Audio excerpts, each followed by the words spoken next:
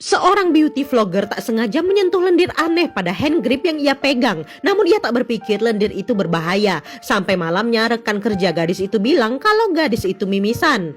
Gadis tersebut pun segera pergi ke kamar mandi dan memang dari hidungnya mengeluarkan darah. Dan saat ia melihat telapak tangannya, gadis ini melihat ada lubang kecil yang muncul.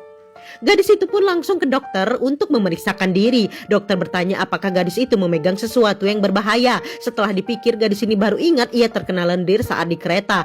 Lalu dokter pun memberikan salep untuk pengobatan saat ini dan gadis itu diminta cek ulang minggu depan. Saat di kereta, gadis itu mengoleskan salep dari dokter ke telapak tangannya dan untuk menutupi lubang di tangannya itu, ia pun menempelkan plester. Setelah keluar kereta, gadis ini bertemu dengan temannya dan tak lama temannya itu terkejut karena kali ini mimisan dari hidung gadis itu semakin banyak. Gadis itu pun berlari ke toilet untuk membersihkan diri. Dan ketika melihat telapak tangannya, lubang-lubang kecil malah semakin banyak. Gadis ini pun berteriak syok dan tiba-tiba saja ia pun terbangun.